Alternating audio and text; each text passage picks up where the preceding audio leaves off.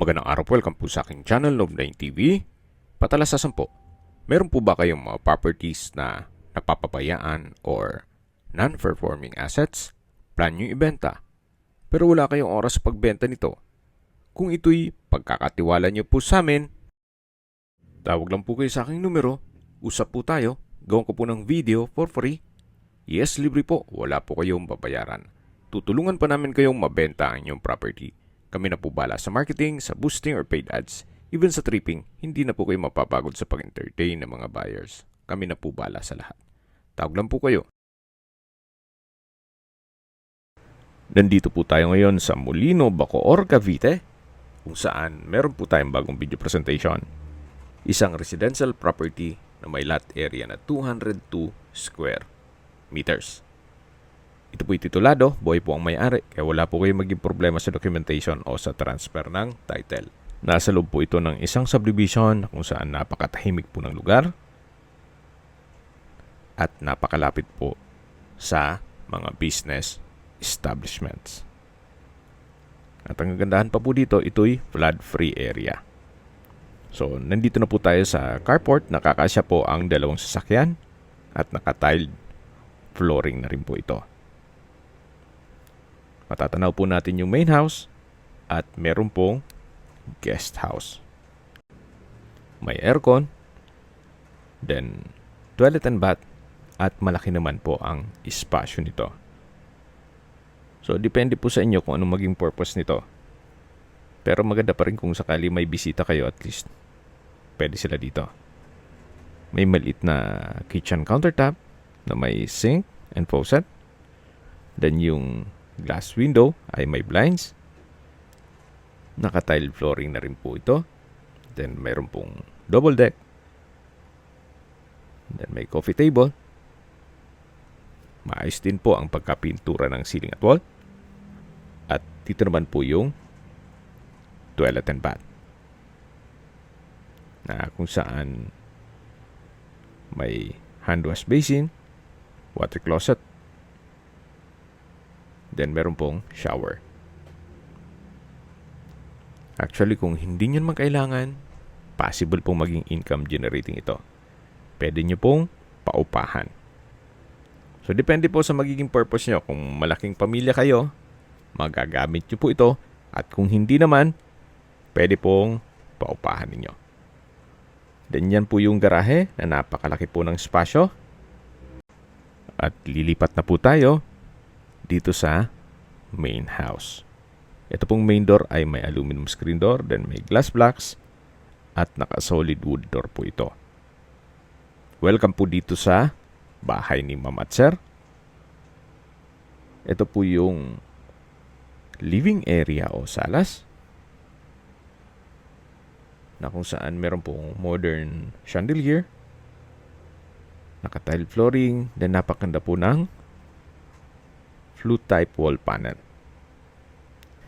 Ang mga kasama po ay itong 65 inches na TV, then tatlong air condition unit, may gas range, queen size bed, sofa set, then dining set, at iba pa. So, nandito na po tayo sa dining area at formal kitchen.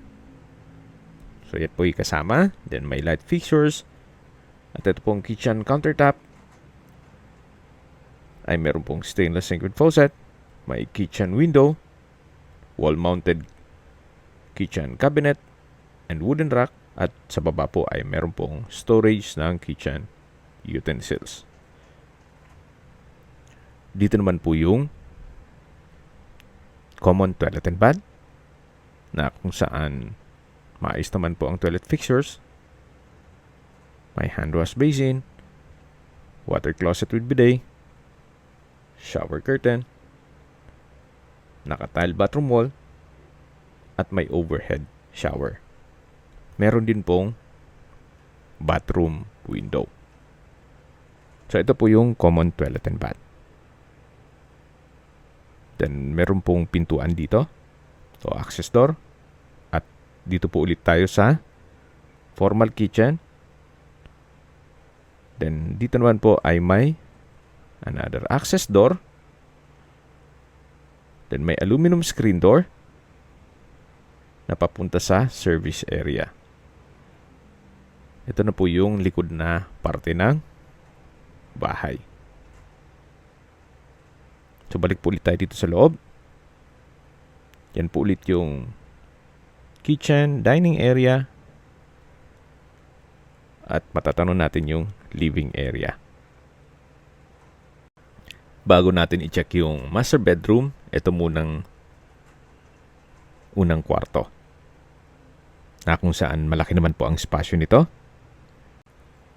May blinds ang window glass at maayos po ang pintura ng ceiling at wall. Then, ang kagandahan dito, meron po itong sariling toilet and bath. Na kung saan maayos naman ang toilet fixtures, may hand wash basin, water closet with bidet, naka-tile bathroom wall, at may hot shower set. Meron din pong wall-mounted na steel rack. So yan po yung toilet and bath dito sa first bedroom. So yung aircon po ay kasama at meron din po itong wardrobe. Paglabas po natin, yan po yung living area. At ito naman po yung hindi po natin ma-check gawa ng meron pong tao sa loob. At upon tripping, ma-check na po natin yan. So yan po ulit yung main door. At dito naman po yung master bedroom. Check po natin. Pasok po tayo. So meron pong sitting room. Naka-tile flooring. Then may display cabinet. I don't know kung isasama nila yan. Then meron pong accordion o partition. Meron pong couch. Then side table. Yan po yung accordion. Then ito na po yung mismong kwarto o master bedroom. May wardrobe, modern design chandelier, tile flooring, then maayos din po itong pintura ng ceiling at wall. Meron na ring aircon at may sariling toilet and bath. At maayos naman po ang toilet fixtures nito. So naka-tile bathroom wall, may overhead shower, then meron pong water closet with bidet. So kumpleto din po. So yan po ulit. Tunghenyo itong master bedroom. Yan yung accordion o partition. Ito yung sitting room. At habang pinagmamasdan nyo po itong paligid, pag-usapan natin ang distance, location at travel time. Mula po sa Save More Market, ang distance is 270 meters at ang travel time is 2 minutes at iba pang business establishments. Ganun po kaganda itong lokasyon ng property. Accessible po sa lahat. At mula naman po sa Molino Road, ang distance is 900 meters at ang travel time is 4 minutes. Mula naman po sa Paseo de Bacoor, SNR, Wilcon Depot, Local Mall, at Cavite East Medical Center, ang distance is 2.3 kilometers at ang travel time is 7 minutes. At yan po yung lagi kong binabanggit sa inyo na dapat nyo i-consider sa paghanap ng property, yung meron pong malapit na hospital. Hindi ko naman po sinasabing sakit din kayo. Yan naman po for emergency purpose lang naman. At mula naman po sa mga schools at colleges, gaya ng University of Perpetual Health System, Delta, ang distance is 1.3 kilometers at ang travel time is 5 minutes. At mula naman po sa State Field School, ang distance is 1.6 kilometers at ang travel time is 6 minutes. Kung manggagaling naman po sa Manila o sa airport, ang distance is 20 kilometers at ang travel time is 44 minutes. Opo, napakalapit lang po nito sa Metro Manila. Ganun po kaganda ang lokasyon nitong property.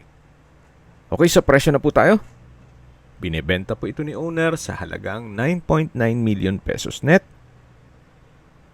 Ibig pong sabihin, si buyer na po ang sasagot sa lahat ng taxes at expenses with regard to documentation. At kung negotiable, slightly negotiable na lang po yan. Kung may mga katanungan po kayo, tawag lang po kayo sa aking numero. At sa mga kababayan naman natin na sa ibang bansa, meron po akong WhatsApp, Viber at Telegram. Same number lang po, 0917-316-3399. Sa mga nagtatanong naman po ng aming Facebook, meron po aming Facebook page na Nov9TV at Facebook Real Video. Meron din pong TikTok at Instagram.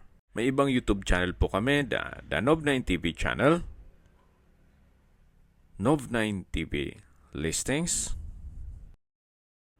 Nov9TV On The Spot, Nov9TV Updates, at Nov9TV House Rental. Sana po naibigyan nyo ang video presentation. Paki-like and subscribe na lang po sa aking channel para ma-update din po kayo sa aking future listings. Kung sakali po hanap nyo yung mas malaking sukat ng lupa, meron din po kami ibang listings na pwede nyong pagpilian. Huwag po kayong mag-atubiling tumawag sa amin. Then, let us know your budget para malaman namin kung anong property pwede naming ilog sa inyo. Sa lahat pong viewers, subscriber at nagtiwala po sa amin, salamat po sa suporta. Ingat po kayo lagi at yung pamilya. Maraming salamat po.